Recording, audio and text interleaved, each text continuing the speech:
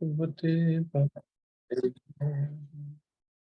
Narayanam Namaskritya Naram Chaiva Narottamam Devim Saraswatim Vyasam Tato Jayamudiraya. Nashtaprayeshu Bhadreshu Nityam Bhagavata Sevaya. Bhagavati Uttam Shloke Bhakti Naistiki. So continuing with the discussion on Nectar of Instruction, verse number 5. So we'll start where we left yesterday. So yesterday we studied this when Srila Satyaraj Khan, a great devotee of Sri Chaitanya Mahaprabhu, asked the Lord how a Vaishnava could be recognized. The Lord replied, if one hears a person say even once the word Krishna, that person should be accepted as the best man out of the group. Lord Chaitanya Mahaprabhu continued, Ateva yara mukhe ek Krishna na, Saita Vaishnav karya tahare samman. One who is interested in chanting the holy name of Krishna, or who by practice likes to chant Krishna's names, should be accepted as a Vaishnava and offered respects as such, at least within one's mind. So one who is interested in chanting, he should be offered all respects, at least within one's mind, just like we do for a Kanishta Adhikari.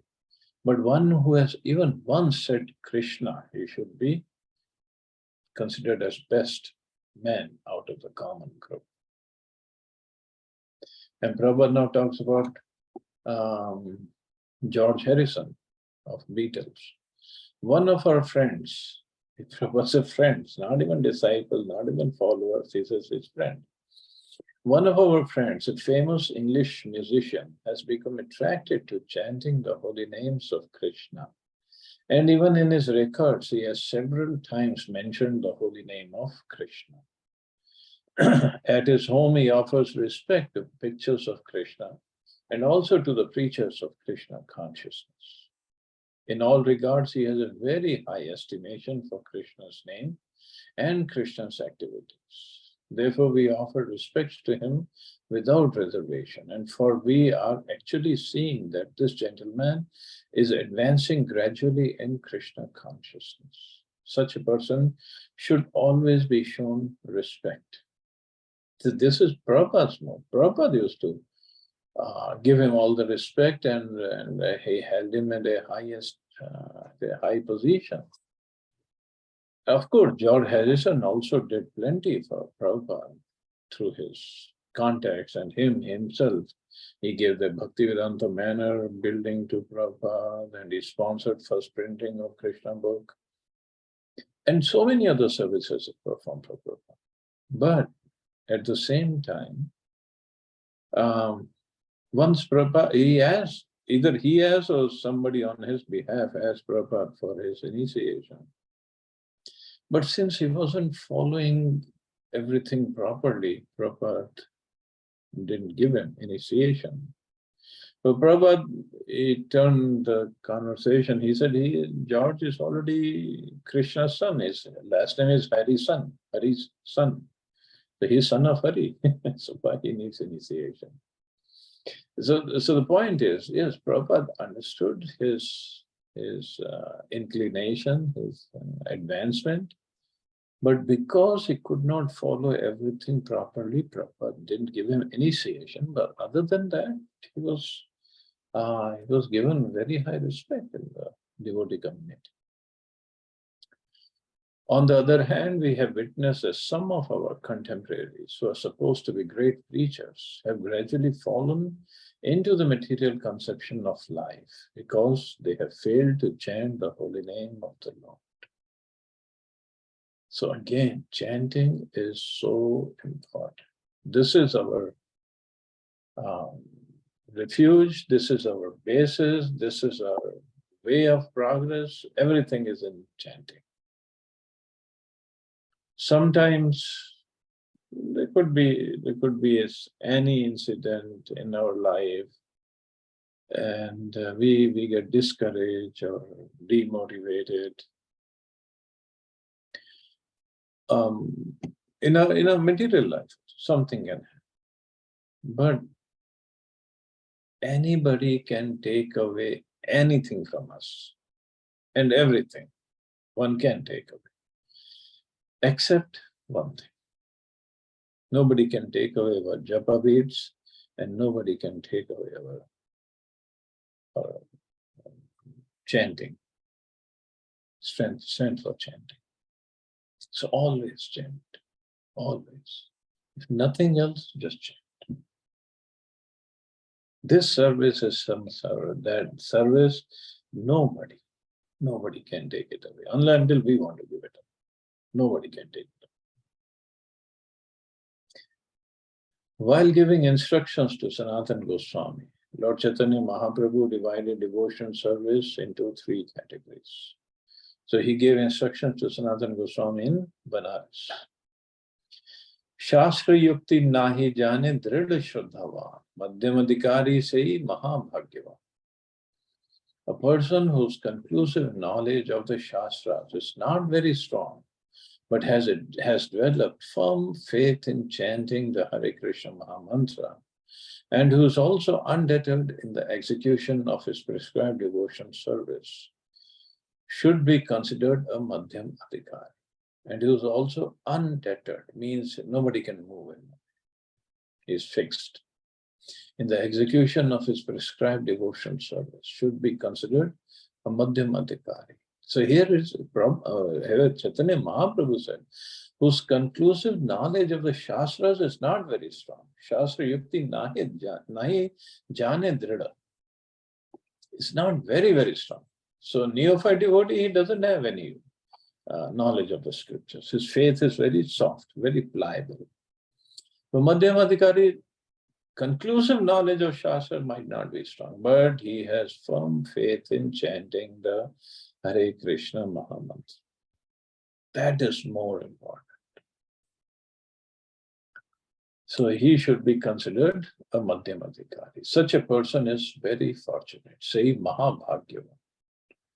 A Madhyam Adhikari is a Shraddhavan, a staunchly faithful person, and he's actually a candidate for further advancement in devotional service. So he is the one who can make further. Of course, from neophyte, one comes to Madhyam Adhikari level and then to Uttam Adhikari. But this Prabhupada is giving all these details so that we know how to respect all these devotees accordingly, and who's the one we should associate with. This is a shloka, right?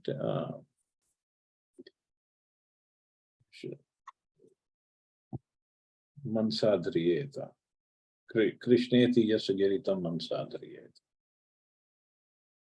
Therefore, in Chaitanya Charitamrita it is said, Shraddhavan jana hai bhakti adhikari, uttam madhyam kanishta, Shraddha Anusari. So these chapters, Madhyam, Chaitanya Charitamrita, Madhya Leela, 2264, these are instructions of Mahaprabhu to Sanatana Goswami. And whenever we get to read those, and in those chapters, Chaitanya Mahaprabhu described about different incarnations of the Lord, how they're categorized, and it is in so much of detail. It's amazing. Okay, so coming back to the shloka, one becomes qualified as a devotee on the elementary platform, which is Kanishta, the intermediate, the Madhyam, and the highest platform of devotion service, according to the development of his Shraddha or faith. So Shraddha in Krishna, Shraddha in Bhakti, Shraddha in devotees, Shraddha in Guru, Shraddha in the deities, Shraddha in the Shastras, so many things. So how developed his Shraddha is, it depends on that. He will be the Kanishta, Madhyam, or Uttam. Again in Chaitanya Charitamrita it says, Shraddha Shabda Vishwas Kahe Sudrida Nishchay. Krishna Bhakti Kaile Sarva Karma Krita Hoy. By rendering transcendental service to Krishna, one automatically performs all subsidiary activities. So Krishna Bhakti Kale Sarva Karma Kritva means you don't need to do any other activity except Krishna Bhakti. This confident, firm faith favorable to the discharge of devotion service is called Shraddha. Shraddha or faith in Krishna is a beginning of Krishna consciousness. This is what Rupa Goswami says in one of his, Bhakti Rasamrit Sindhu. So from faith, everything starts. From faith, then sadhu sangha, then bhajan kariya, anartha nivritti, and then faith becomes strong. It becomes nishtha, fixed up faith. So Shraddha, faith in Krishna, is the beginning of Krishna consciousness. Faith means strong faith. The words of Bhagavad Gita are authoritative instructions for faithful men, and whatever Krishna says in Bhagavad Gita is to be accepted as it is, without interpretation. This was the way Arjuna accepted Bhagavad Gita. After hearing Bhagavad Gita, Arjuna told Krishna, Sarvam etat ritam manne yam mam vadasi kesha. Oh Krishna, I totally accept as truth all that you've told me. And then further he says, Karishe vachanam tava. I'll do whatever you're telling me to do. Then he had firm faith, full faith. So how much Shraddha we have, and according to Shraddha we surrender. Simple as that. So, but this Shraddha or surrender, it doesn't happen overnight. It doesn't just develop. It develops gradually, slowly, slowly, slowly. So more faith, we have little faith, we surrender a little. Surrender a little means, surrender means to follow the instructions of Krishna. That's all surrender is. So we start to follow a little, and then we start getting the results. So results are, we are developing love for Krishna, we are getting disinterested from material life, material world, material achievements. We are we're developing more faith in the scriptures. We are beginning to like the devotion service, like chanting and reading and hearing. So means our surrender is increasing. This surrender increasing means these are the instructions of Krishna to what we are doing. And then the faith increases, yes, yes. And then Krishna will arrange some incidents, and Krishna will show us how he protected us. And then the faith increases. Yes, Krishna said this is going to happen. And Krishna himself protected, helped. So then slowly, slowly faith increases, and faith increases, surrender increases, and faith again increases, because we see the positive results, or results what are mentioned in scriptures. So they go hand in hand. So this is the correct way of understanding. So Prabhupada says, Shraddha means accepting the instructions of Bhagavad Gita in their totality, especially the last instruction, Sarva Dharman Pratyajya Mam Ekam Sharanam Vraja. Abandon all varieties of religion and just surrender unto me. Of course, here it means the Varnashram Dharma. Just surrender. When one becomes completely faithful in regard to these instructions, one's strong faith becomes the basis for advancing in Christian spiritual life. So that is what the faith is. So maybe sometime there is a Sharanagati. There is a process called Sharanagati. Bhaktivinoda Thakur has explained different steps in Sharanagati. So maybe we can take up that presentation also sometime. So slowly, slowly, slowly. Sharanagati means then final is Avashya Rakhive Krishna. Krishna will definitely protect him. And when that kind of faith is there, then there is no looking back, there is no turning back. We keep going. And Krishna does protect. Just like Prahlad Maharaj. We read the story of Prahlad Maharaj, how he was harassed by his father Hiranyakashipu and the soldiers of Hiranyakashipu.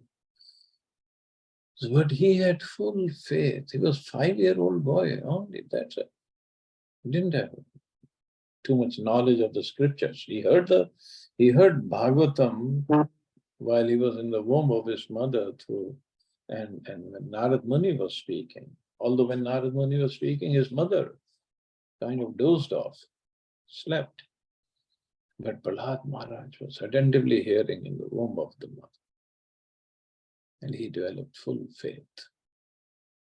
So just imagine, Prahlad Maharaj was thrown from the top of the mountain so that he could be crushed when he falls, when he crashes on the ground. Krishna did not protect him at the top of the mountain. He let him fall down. Now that's where the faith is. 5-year-old boy, suppose he was thrown from the top of a mountain, which was 1,000 feet high. Just imagine. So Krishna didn't protect him at 1,000 feet, 900 feet, 800, 7, 6, 5, 4, 3, 100, 200 feet, 100 feet, 50 feet, 20 feet, 10 feet, 5 feet. Didn't save him. Almost when he was about to be crashed on the ground, he said, caught him. But throughout this fall, although this fall won't have taken too long a time, throughout this fall, Prahlad Maharaj had full faith in Krishna. Full faith. He was just chanting the holy names, Om Namo Narayana. So that faith is required.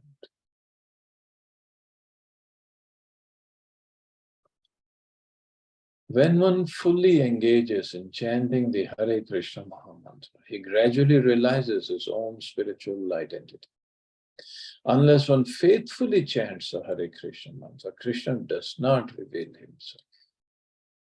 Faithfully chants. What is that faith in Hare Krishna Mahamantra? We are chanting, we are asking Krishna or Radharani, please engage me in your service through this chanting. So it's just like our chanting is like a beggar asking for something. Suppose we are driving and stop at a stop sign or a light, and beggar comes to our car. And he just extends his hand with the bowl in his, begging bowl in his hand, asking for some money. So if with the other hand, he is talking on his mobile phone and speaking to other beggar or maybe somebody, whatever, and will we give him something? No, because he's not attentive in his begging. So same thing with chanting. We are begging. We have no qualification, no eligibility, nothing that Krishna or Radharani will engage us in their service. No qualification, none. We are beggars. Beggar means no qualification at all. Just the way he begs and he just, and the way he looks, he just develops this compassion in our heart that we give. Now here we have to develop compassion in the heart of Radha and Krishna, and we have no qualification. All we can do is beg sincerely, beg attentively, beg like really we mean it. Beg as if our life depends on it. And actually, our spiritual life depends on it. Our progress in bhakti depends on it. We might be sitting comfortably in our rooms. In India now it is getting hard, and maybe we have nice air-conditioned room and we're sitting and chanting, but the mood should be of begging.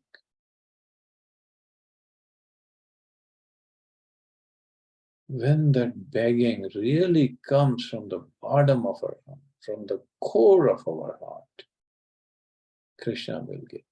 That's what Prabhupada says. Unless one faithfully chants the Hare Krishna mantra, Krishna does not really reveal himself.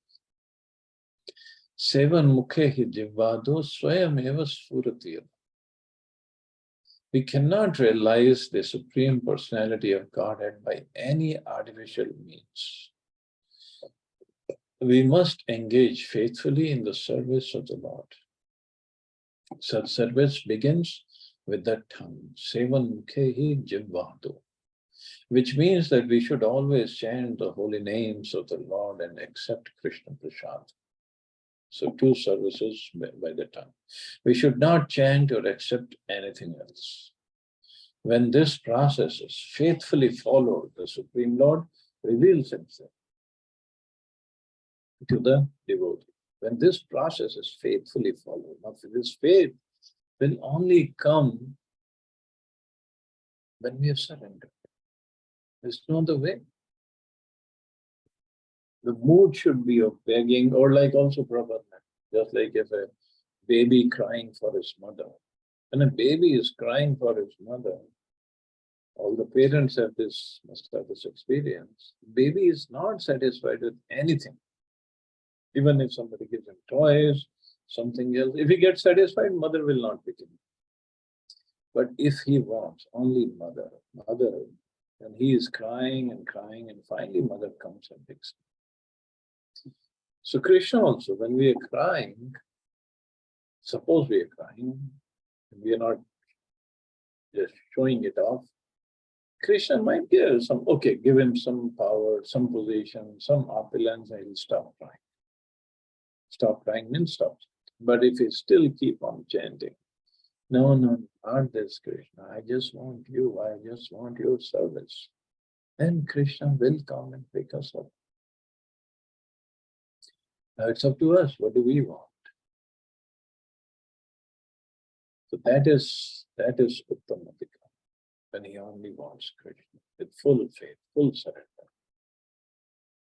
When a person realizes himself to be an eternal servitor of Krishna, he loses interest in everything but Krishna's service.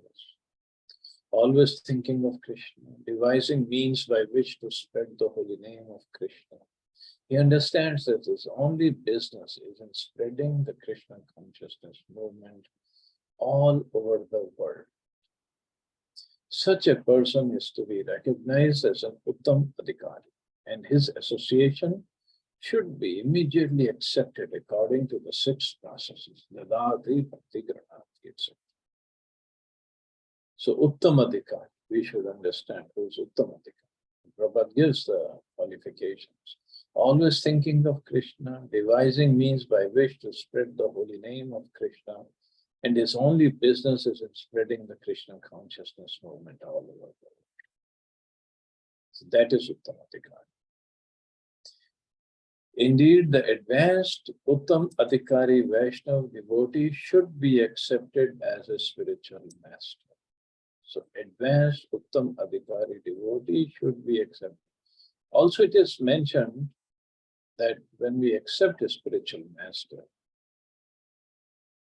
a disciple does not progress beyond the level of his spiritual master. So if in some case its spiritual master is only Madhyam Adhikari, then disciple cannot make advancement more than that. Until, okay, so Diksha is taken, but then he takes Shiksha from some Uttam Adhikari, then he makes further progress.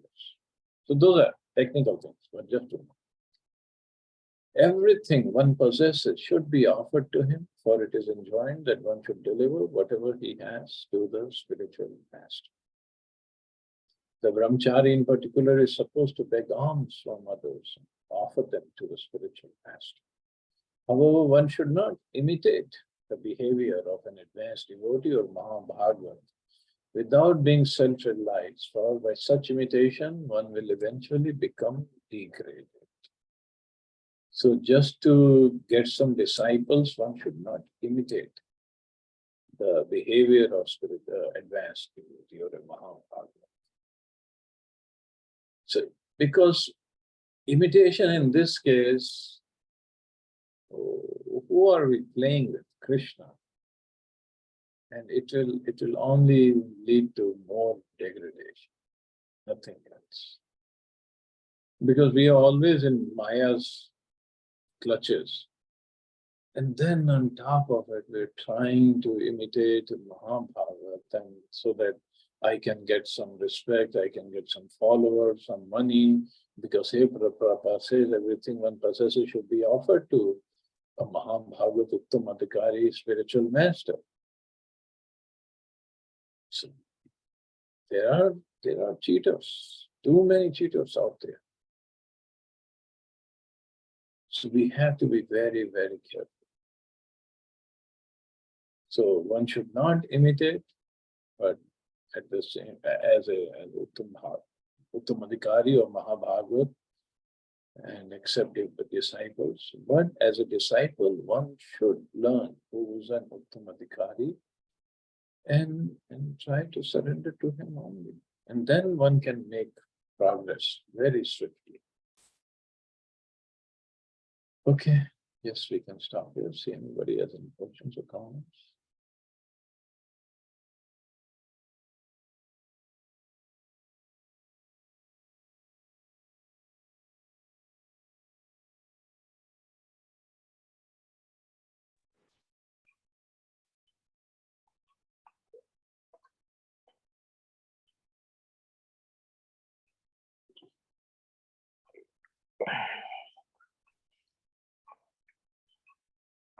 Hare Krishna, Prabhuji. Very good. Prabhuji, a small curiosity to know that, this we just read this: abandon all varieties of religion and just surrender unto me. Here, we are talking about religion as a varnashram system. But when we studied this Bhagavad Gita, where the varnashram system has already been, it's been made by Krishna only. And now he's saying abandon all varieties of religion, like varnashram system, and just surrender to me. So my question is that varnashram system has already been,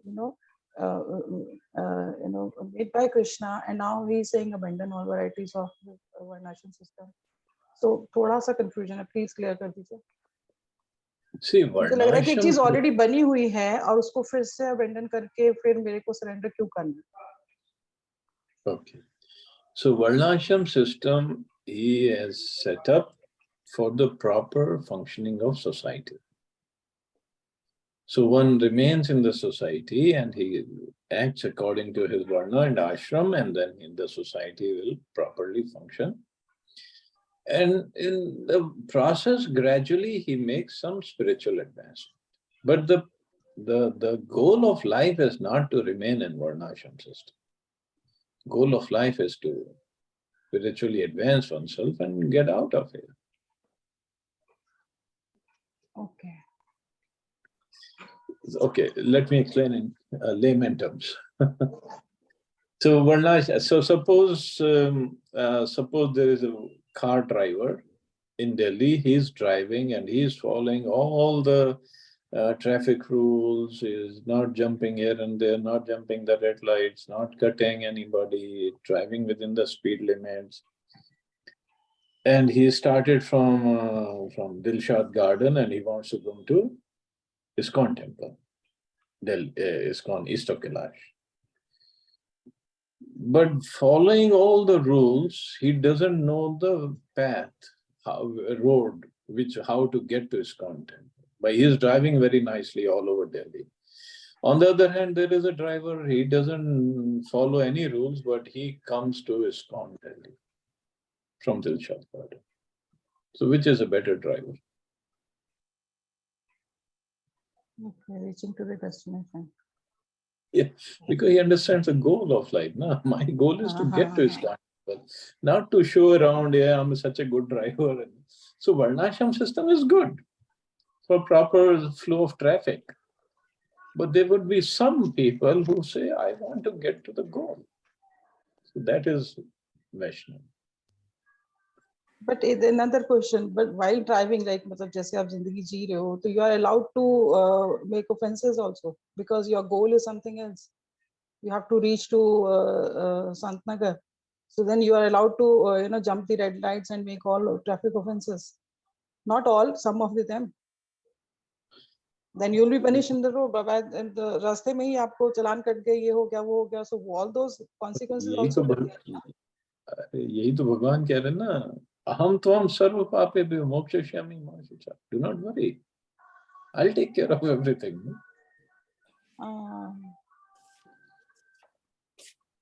अच्छा, क्या है प्रभु जी? That is faith. That's where faith comes in. Okay. On other hand, एक और उसका angle है. So the traffic rules are for the car or the bus drivers, right? They're not for the aeroplane flyers. So what if we take an aeroplane, take a helicopter, and just come to this ISKCON temple?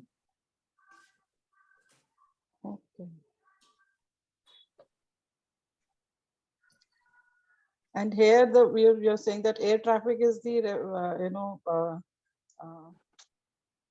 we should if we take the mode of air traffic, so here air traffic agar hum eko aise like spiritually the air traffic is what guru and that path is guru and I mean, path could be the injunctions, the instructions. Okay. And Guru can pick us up and just bring us to the spiritual world or the temple. Okay. But that is not just going to be for everybody. No, one has to be willing to surrender, serve.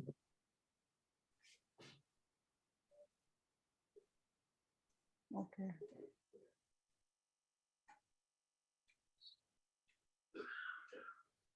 ठीक है?